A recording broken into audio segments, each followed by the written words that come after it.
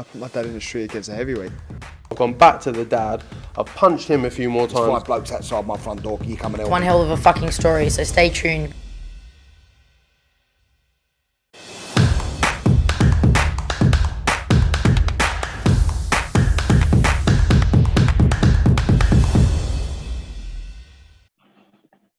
Andrew McCART, IFL TV, proudly sponsored by Everlast.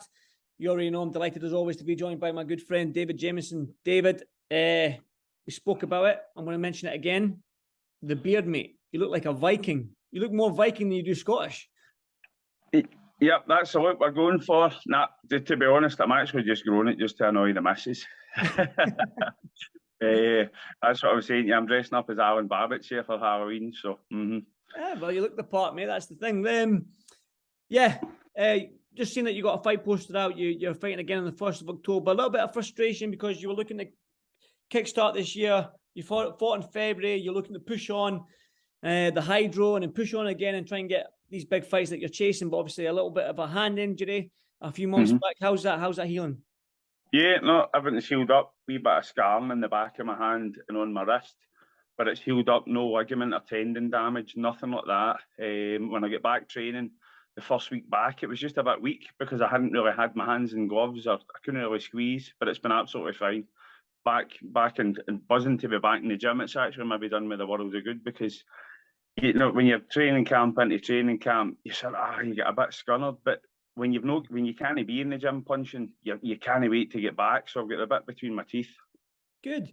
Like I said to you as well, I mean, you want to harp on about it, but the cruiserweight division right now, when you look at it domestically, is on fire with Chris Smith and Isaac Chamberlain and Jack Massey. You got Coley. Do you know what I mean? You got Reactpour. Do you know what I mean? Yourself. I mean, it's a well-stacked division. Normally, the cruiserweight division might be the forgotten division in terms of names, but there is some big names. So you must be just eager. Like you said, you got the bit between the teeth. So just to finally get another win under your belt and climb up them rankings again. That's it. No, like you say, from top to bottom, you know, even out with the top 10, it's absolutely stacked. And there's some really, really good fights there to be made. It was obviously just frustrating in the middle of the year there, getting pulled out with the dog bite and stuff. I see Dex Bellman's now fighting Ellis Zorro, so that's a good one. And obviously a previous one that was like Ian Martell. No, Luke Watkins ended up getting him. Yep. But I think this is what we're looking to do here: get back in the 1st of October, couple of names in the pot, but just get back, get the juices flowing again, and then there's a big card up here, hopefully November time, and maybe take one of these guys. Go for Luke Watkins. I'd love that fight. Fights that I believe I can win, and it'll prepare me into the top 5. That obviously somebody might look at when you fought Mikael Lawal, I think, but that was under the boxer tournament and all the 3 rounds back to back. So you never really had a training camp for that. So no, you can say you lost against him, but it was what, 2 weeks' notice, a week's notice to fight in a tournament. So I mean, 2 weeks. Yeah, so you can't really look too much into that. So when you look at these names, you want a big name. I'm hoping for. Well, I'm guessing by the end of this year. You mentioned Luke Watkins, but there's Vidal Riley as well, who's a cruiserweight. He's had 2 fights this year. Another good name, Dex Spellman, like you mentioned. So these guys that are hovering in and around you, I'm guessing you want one of these names before the end of the year. Yeah, of course. You mentioned the Mikael Lawal thing. I mean, that's an easy fight to sell. All you need to do is run the tapes back from BT Sport. I mean, I'm going at it, and I had 10 days' notice. What can David Jamieson do with 10 weeks' notice against a Mikael Lawal for 10 rounds for the IBO or a British title eliminator, something like that? I think that'd be a great fight. When you talk about the British title eliminator and all that, but when you look at like Chris Smith and what he's doing, do you have one eye on him? Do you have an eye on him? Listen, by the way, mega impressed against Chamberlain. If you watched any previous interviews, I'd actually tipped Chamberlain to maybe beat him. But I'm in serious stuff with Bram Smith. Guts. He's got everything. He can do it all. I mean, really. I mean, he can stick to the polished boxing, and he can go to war. You know, it's like the posh boy. I mean, he can fight seriously. The gentleman. You know, he doesn't fight like a gentleman. That's very true. He does. He doesn't mind taking one to land too. Yeah, you know definitely. I mean? You hear me banging on about it all the time, the value for money boxing stuff. I mean, you could watch Chris Smith fight every day of the week. It's cracking. Definitely. But you as well. I mean, if somebody hasn't seen that you fight, I can vouch for you that you're all action. You like to throw punches and bunches. You like to maybe take 5 to land 1, but that, but that's you. Yeah, maybe at times it is take 5 to land 1. Well, we need to try and get away from that, don't we? It can't be the chip shop stuff all the time. But that's what I'm saying. Like, jokes aside there, but you are value for money. If anyone hasn't seen David Jamieson fight, you are value for money in terms of the punch volume that you put out there. And it's like you're always looking for that knockout. You're looking for that little mistake from your opponent to try and take his head off or his chin away or whatever. But yeah, going to this fight on the 1st of October, Paisley Lagoon, good to get back in the ring. So since the last fight in February, what would that be? 7 months out almost. So yep. Will there be ring rust, or have you just been? There won't be ring rust for you because obviously you've had good spawns and the likes.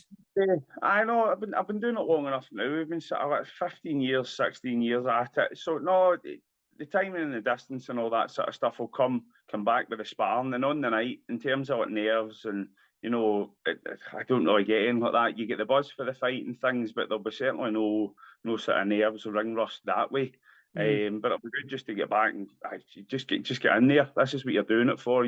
You put all that training in, and for no fights. I mean, you really want to be fighting regular. You're looking for 4 or 5 a year. So we'd like a big strong finish to the year. Maybe get the 2 in, and all is not lost. If you see what I mean, you've sort of made up for lost time.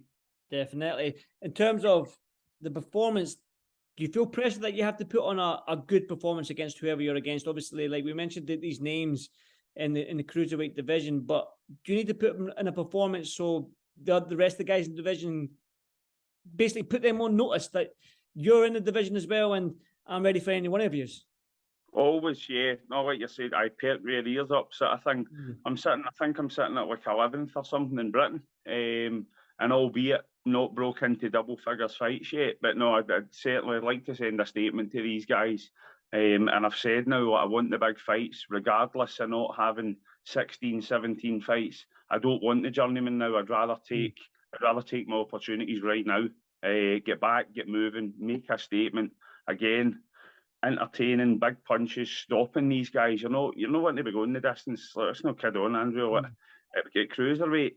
I mean, you really want to be putting these boys away. You need to be able to crack a bit. So send a statement out and hopefully secure a big fight down the backstretch of the year. Obviously, you want to fit in 2 fights by the end of the year, 1st of October, and you mentioned that a possible November fight. But looking at 2023, David, what are you hoping for? Again, looking at these big names in the division, you hold a version of the IBO. We know who the IBO world champion is. So, is there anyone out there that you would like? I'd love to go for the British title. I've said it in previous interviews and stuff. That was always the sort of boyhood dream. I'd love to chase a British title. Aye, all right, like maybe the Jack Massey, the IBO world title and things. But for me, the Lonsdale belt outweighs that. Short of fighting somebody for a WBC world title. I mean, but you need to be realistic in this game. But I'd love to sort of climb the ladder in the UK and get a couple of big fights on Sky, something like that, and fight for the British title. Well, who knows? Boxing's a crazy old sport, and you know yourself getting put onto that boxer show with 10 days' notice, and how well you done the first fight, and how well you put up going in against Mikael Lawal, who's obviously doing his thing in the division. So, yeah, one final one from me then, David. Did you watch Joshua versus Usyk? You mentioned about being cruiserweight. You got to put these boys away. Did you watch that fight? It went 12 rounds, but Joshua, do you think he done obviously boxed a lot better than what he did in the first fight? A lot of people are saying so. Do you think the tactics were right, and if he went to the body a little bit more, he could have got Usyk out there? No, listen, I did watch it. It was a frustrating watch. Joshua, get credit, rightly so. He definitely did better, but I think the big man was just very conservative. I think that the guys that are giving him advice in the corners and stuff have realised that he is very big. He's very muscular. You need a lot of oxygen to move that muscle.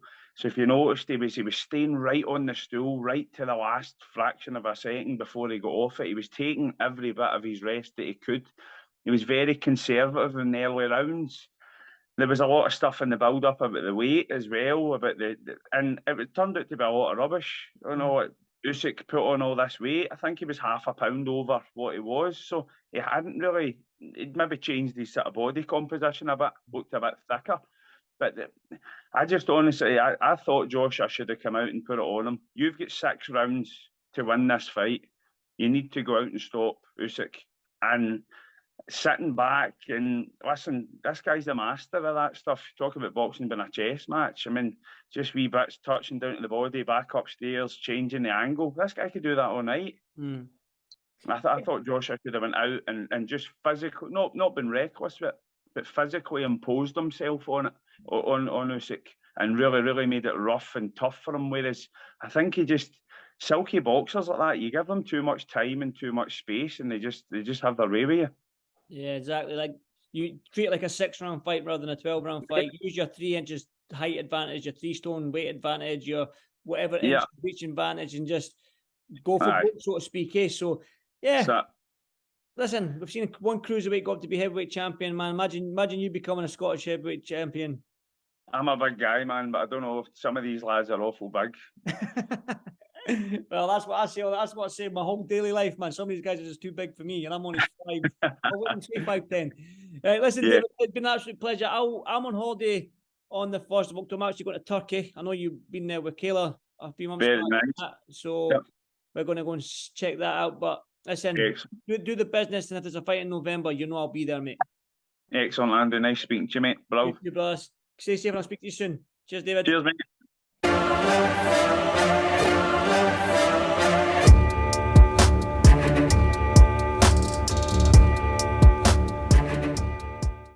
Yeah, my dad in the street against a heavyweight. I've gone back to the dad.